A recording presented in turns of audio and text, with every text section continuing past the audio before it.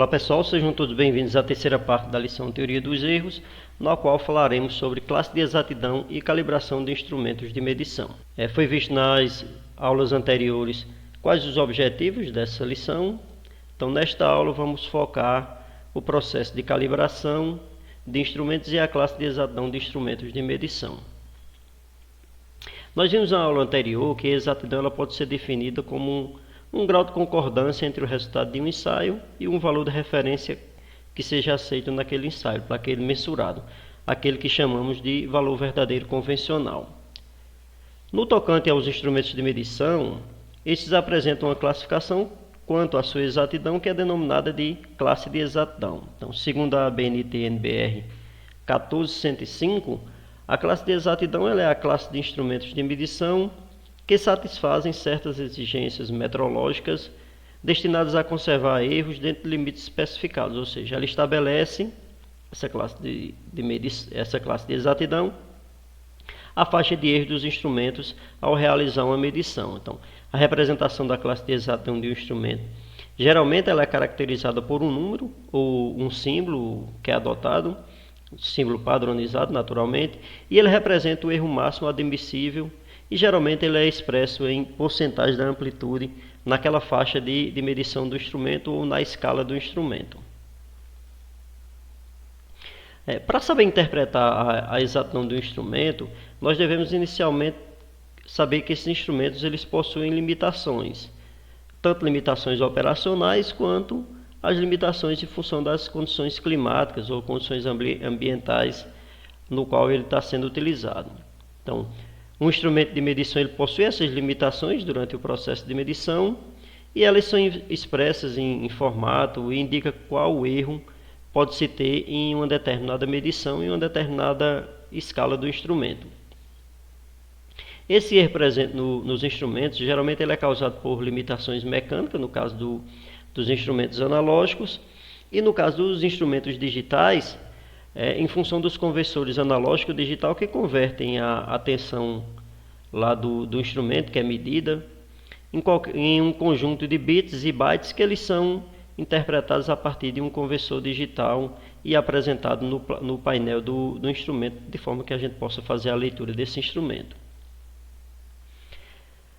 Para compreender melhor essa definição de classe de exatidão, vamos analisar inicialmente um instrumento analógico. Então, considere que seja feita uma medição de tensão nesse instrumento, no qual está mostrada aí a tensão de 300 volts, no qual essa tensão foi obtida a partir de um instrumento analógico, no caso de um voltímetro analógico, com a classe de exatidão de 1,5%, e cuja escala do instrumento que foi utilizada aí é a escala de 400 volts. Então, matematicamente, nós temos um erro máximo aí de 6 volts.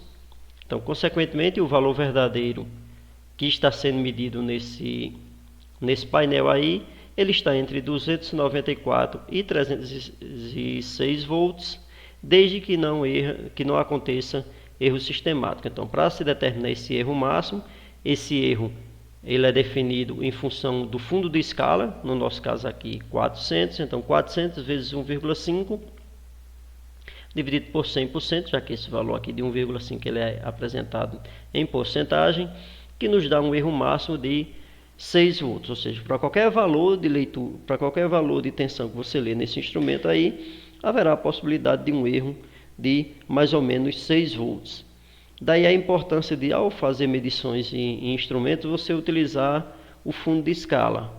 Se você for medir essa tensão aí de 300 volts, você vai ter uma faixa de tensão de 294 a 306 volts. Já se você fosse medir uma tensão aí de 10 volts, você estaria medindo estaria obtendo um valor que possivelmente estaria entre 4 volts e 16 volts. Daí a importância de se utilizar o fundo de escala do instrumento. Já para compreender a definição de classe de exatidão no instrumento digital, vamos considerar a utilização de um multímetro digital para medição de resistência com as seguintes características. Então, ele tem uma escala que está sendo utilizada, uma escala de 200 ohms, ou seja, a faixa de medição de resistência ela varia de 0 a 200 ohms. A resolução desse instrumento é de 0,01, ou seja, a menor variação entre degraus de medição será de 0,01 ohm. E nesse caso, nós temos a exatidão de mais ou menos 0,5%, mais ou menos 10D, que seria. A sua exatidão seria mais ou menos 0,5%, mais 10 dígitos menos significativos. Então, os instrumentos de medição digital, a exatidão deles é apresentada dessa forma. Então, para entender melhor como interpretar essa medição, aí nós devemos compreender o que seriam esses 10 dígitos menos significativos. Então, nesse instrumento aqui, ele é um instrumento que aí todos os instrumentos digitais, o fabricante tem que informar a quantidade de dígitos. No caso aqui, são instrumentos de 4,5 dígitos, 4,5 ou 4,5 dígitos. E esses instrumentos de 4,5 dígitos, eles apresentam uma possibilidade de 20.000 contagens, que é isso que nós vamos entender mais adiante. Para compreender melhor essa definição de algarismo menos significativo, vamos analisar as informações que foram apresentadas desse multímetro, já que é um multímetro de 20.000 contagens, ou seja, 4,5 dígitos, com as seguintes características. Para entender melhor o que é que representa esse 4,5 dígito, o 4 ele representa os dígitos completos, significando dígitos que podem ser representados de 0 a 9. Então, são aqui 4 dígitos, então 1, 2, 3, 4. Então, esses aqui são os 4 dígitos referentes a esse numeral 4. O meio, ou 0,5, ele representa o primeiro dígito da tela de leitura e é o valor máximo que ele pode ler, no caso aqui o 1. Então, esse valor aqui ele pode ser representado por 0 ou 1. Então, nesse caso aqui, esse instrumento de 4,5 dígito, a contagem máxima aqui seria 19.999. Então, nesse caso, o último dígito aí, esse meio, quer dizer que ele tem duas variações, ou ele é 0 ou ele é 1. Então, isso aí é o que nós chamamos de um instrumento de 4,5 dígitos. Então, para fazer uma leitura de 199,99 ohms nesse instrumento, nós teríamos o quê? Os 4 últimos dígitos representados por 9, já que ele é um instrumento de 4,5 dígito, e o primeiro dígito, que é o meio, o 4,5 dígito, ele representa 0 ou 1. Então, essa é a forma de apresentar a leitura em um instrumento de 4,5 dígitos. Então, analisando o caso para se determinar a exatidão do multímetro naquela escala de 200 ohms, esse multímetro ele pode indicar um valor lá no painel que varia de 0 a 199,99 ohms. Por isso, sua menor resolução, e é importante você não confundir essa resolução com a exatidão, ela será de 0,01. Então, levando-se em conta que o número de contagens 199,99, o dígito menos significativo será o numeral 9 mais à direita. Então, esse 10D, que seria o algarismo, o número menos significativo, o menos significativo seria esse 9 aqui à direita. Calculando a exatidão na escala que foi utilizada, a escala de 200 ohms, para aquela leitura de 199,99 ohms, nós teríamos o seguinte resultado. Então, os 10 dígitos menos significativos, esse seria 10 vezes 0,01, que é a resolução do instrumento, que nos daria um valor de 0,1 ohm. O valor superior dessa medição seria 199,99 mais 0,5 mais 10 dígitos, que é a exatidão aqui do instrumento, 0,5 mais 10 dígitos. Então, o 0,5% seria 0,99995 mais os 10 dígitos, 0,1, que daria um resultado de 201,08, ou uma variação aí de 0,55%, referente ao valor central, que seria o 199,99. Já o valor inferior seria 198,89, também uma variação de 0,55 da variação do valor central, onde esse valor 198,89 ele foi obtido a partir da subtração de 199,99, que é a leitura, menos 0,99995, que representa os 5%, mais o 0,1, que são os 10 dígitos. Então, para esse instrumento utilizado nessa escala, nós teríamos uma variação aí de mais ou menos 0,55%. Então, esse seria um erro possível aí nessa medição de 1,1% no processo de medição. Então, essa classe de exatidão ela é muito importante tanto para fazer medições em laboratório, quanto você vai fazer outro tipo de medição, principalmente quando você está envolvido em faturamento de energia elétrica. Então, quando envolve faturamento de energia elétrica ou faturamento de outro produto, ou medição de vazão de algum líquido para abastecer, por exemplo, caminhões-pipa, com material combustível. Então, essa medição e a classe de exatidão do instrumento, ela é muito importante porque envolve recursos financeiros. Qualquer erro de medição aí, ele pode representar um valor bem significativo naquele processo lá de medição.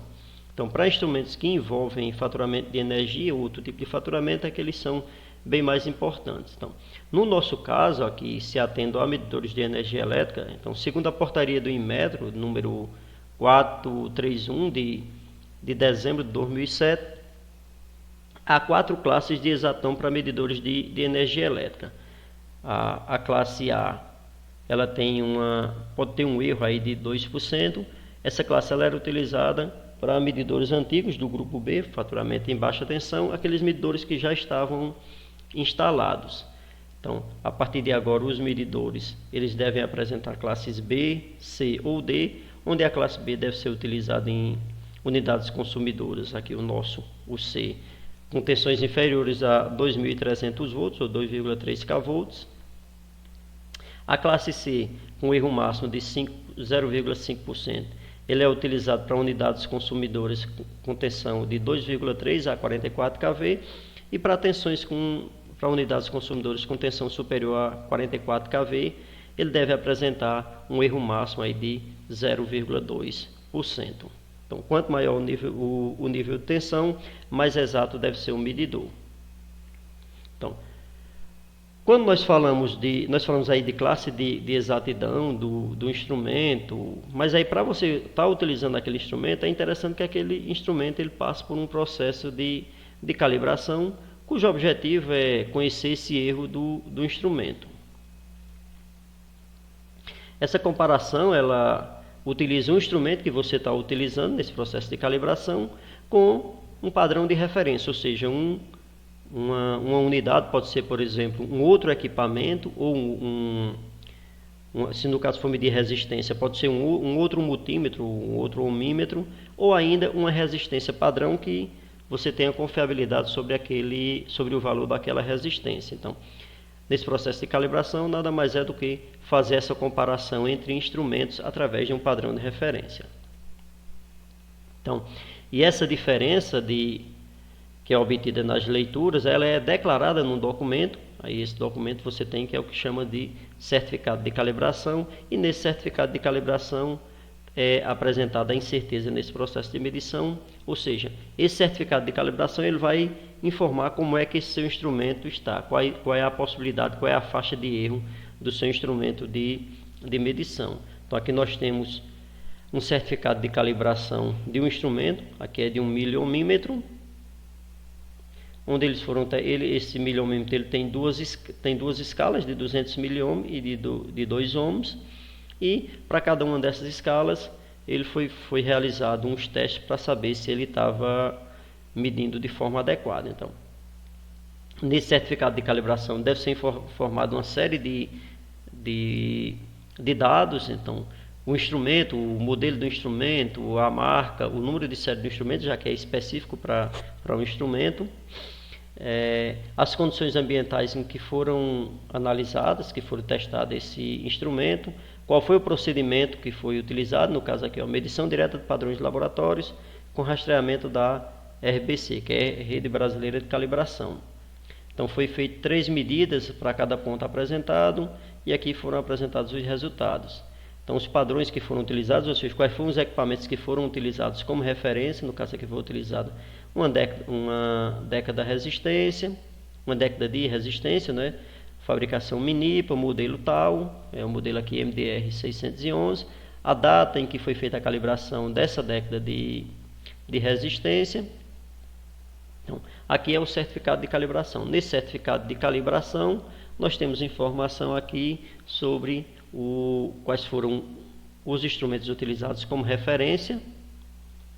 Nós temos os dados obtidos no teste de calibração. Então, para esse instrumento aqui, as incertezas de medições, ou seja, lá no processo de medição, eu tinha uma incerteza de mais ou menos 0,05, ou seja, esse valor que está sendo apresentado aqui no instrumento, o valor que foi medido no milhomímetro, ele tem uma incerteza de mais ou menos 0,5%.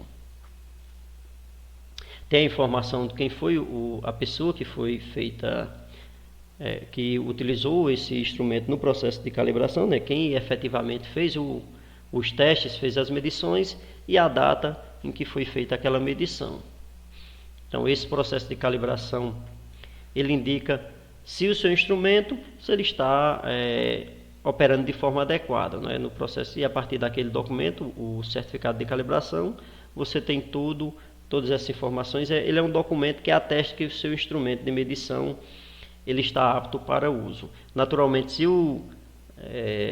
no processo de calibração é identificado que ele apresenta uma faixa de erro muito grande, aí você pode levar o instrumento para fazer um reparo, ou dependendo do tipo de instrumento, ele pode ser descartado ou utilizado em outra aplicação. No caso aqui do laboratório de alta tensão, se esse instrumento ele está com uma faixa de erro muito elevada, aí nós não mais utilizamos ele em testes no laboratório e ele passa a ser utilizado nas aulas da graduação ou em outra aplicação, quando você não precisa ter uma precisão maior, uma exatidão maior nos seus processos de medição. Então, essa faixa de medição elas devem ser definidas através de normas técnicas ou pelo próprio Inmetro, ou seja, todo esse processo de calibração ele tem uma regulamentação, existe todo um protocolo para fazer essa medição e no caso aqui do Brasil quem define esse protocolo é o Inmetro. Essa calibração ela possui um prazo de validade, aí que vai depender da frequência de uso do seu instrumento ou das condições de uso do seu instrumento. É possível que você tenha instrumentos que possuam as mesmas características, sejam idênticos, né, participaram do mesmo processo de calibração, só que as datas de validade dos certificados de calibração elas podem ser distintas. Aí, nesse caso, é uma prática muito comum. Se você tem instrumentos de uso pessoal em que somente uma pessoa utiliza aquele instrumento, aí você geralmente faz o teste de calibração a cada 2 anos. Nos demais casos, geralmente a cada ano é feito esse processo de calibração. E por que a cada ano ou a cada 2 anos? O ideal é que você fizesse de forma bem frequente, só que aí você tem que pagar por esse teste. Aí geralmente não fica viável do ponto de vista econômico. Aqui no laboratório, alguns instrumentos nós fazemos calibração a cada 2 anos. Aqueles instrumentos que são utilizados com mais frequência, como multímetros, ele é feito uma calibração anualmente. Então, o ideal é que nesse processo de calibração você tenha rastreabilidade da rede brasileira de calibração ou do Inmetro e que sejam feitos através de laboratórios que tenham reconhecimento internacional ou reconhecimento do Inmetro.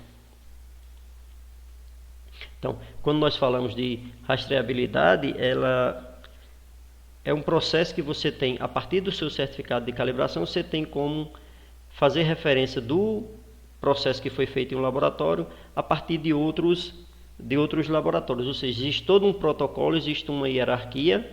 No nosso caso aqui, o laboratório que seria o líder, vamos dizer assim, seria o Inmetro. Então, você tem que seguir toda uma recomendação do Inmetro para fazer esses testes. Então, essa calibração, quando nós dizemos que ela é rastreada pelo Inmetro, ela segue um padrão de ensaios, toda uma documentação, que esses documentos eles são estabelecidos pelo Inmetro. Toda essa documentação, o seu laboratório é avaliado pelo Inmetro, aquele laboratório ele recebe o que a gente chama de creditação, ou seja, ele é acreditado pelo Inmetro, então você pode fazer testes naquele laboratório, porque o Inmetro testou aquele laboratório, avaliou o processo de medição, e a partir desse processo de medição, de ensaios, atestou que eles seguem todos os padrões e, naturalmente, eles têm um know-how para fazer aqueles testes. Então, no nosso caso, para se fazer um ensaio de laboratório, quando a gente fala de rastreabilidade, então nós temos basicamente aquela que não existe uma exigência maior. Os laboratórios do chão de fábrica, então a partir desses laboratórios do chão de fábrica, você usa os próprios padrões lá, determinados pela fábrica. Você vai ter, ou seja, nesse caso aqui você pode testar um multímetro, você tem 10 multímetros, por exemplo, e você quer testar um deles, manda ele para o laboratório, testa esse multímetro, e a partir desse multímetro você compara com os outros 9 multímetros do seu laboratório para saber se os outros 9 estão medindo de forma adequada. Então aí você não tem uma exigência tão grande nesse processo, é mais para você ter uma maior confiabilidade com os seus instrumentos, para você não ter que mandar todos os seus instrumentos para ensaio, já que o custo fica bem mais elevado. Então, esses testes básicos em chão de fábrica é feito por comparação, e você também tem um processo de calibração e de ensaio, no qual você usa os padrões de referência dos laboratórios de calibração e de ensaio. Então, nesse caso aqui, esses laboratórios eles têm que ser creditados pelo Inmetro, e a partir dessa acreditação do Inmetro, ele atesta que aquele laboratório tem todo um know-how naquele processo de medição. Aí nós temos, acima disso, os padrões nacionais, que no caso aqui o padrão nacional nosso é o próprio Inmetro, é o Instituto de Metrologia aqui no Brasil. Então, os equipamentos do Inmetro eles já são testados a partir de padrões internacionais, ou seja, se o Inmetro precisa testar um multímetro que eles utilizam, eles já mandam para um laboratório internacional que segue padrões internacionais. E esses padrões internacionais eles seguem como referência as unidades do SI, que tem como padrão para você medir, por exemplo, massa, peso, velocidade. Então, nesse caso aqui, quando na horizontal você faz a comparação entre padrões. Então, se você tem 2 laboratórios, por exemplo, vamos supor que tivesse outro laboratório de alta tensão aqui em Campina Grande, e você quer testar algum equipamento, algum medidor de alta tensão, aí você poderia comparar o seu medidor com o medidor de um laboratório vizinho para saber se eles estão medindo de forma adequada. Então, tudo isso é feito aí, é o que a gente chama de comparabilidade. Rastreabilidade quer dizer o quê? Que, por exemplo, o laboratório lá do chão de fábrica, quando ele fez a comparação, ele fez a comparação entre equipamentos da mesma fábrica, só que aí se quiser ter uma confiabilidade maior, ele manda para um laboratório de calibração. Esse laboratório de calibração ele vai atestar se esse multímetro, por exemplo, se ele está funcionando de forma adequada, se está fazendo leituras nas faixas adequadas e com um erro que aí no certificado de calibração é estabelecido qual é esse erro, né, a classe de exatidão. Esse laboratório que faz a calibração ele precisa seguir os padrões do Inmetro. Aí periodicamente os instrumentos que ele utiliza ele envia para o Inmetro, para o Inmetro atestar que aquele instrumento está medindo de forma adequada. E o Inmetro naturalmente ele tem que testar os seus instrumentos a saber se os seus instrumentos estão funcionando também de forma adequada. Ele já manda para fora do país para outros laboratórios que seguem os padrões internacionais. Então, e esses laboratórios que seguem os padrões internacionais, eles comparam as medições com as unidades de referência do SI. Então, aqui nós temos a rastreabilidade. E a disseminação é quando você vem em ordem contrária, não é? Então, você segue a referência das unidades do SI, passa para os padrões internacionais, aí aqui nós já entramos nos padrões nacionais, né? Seja o Instituto Nacional de Metrologia, no nosso caso aqui o Inmetro, ou nos laboratórios creditados, ou nos próprios, que a gente chama de chão de fábrica aqui, que é onde é feito os testes entre si. Então, caso o resultado de calibração indique que aquele instrumento precisa de manutenção, esse equipamento deve ser reparado, não é? Então, quando a gente fala de manutenção, naturalmente você fazer a correção desses erros que foram identificados no processo de calibração.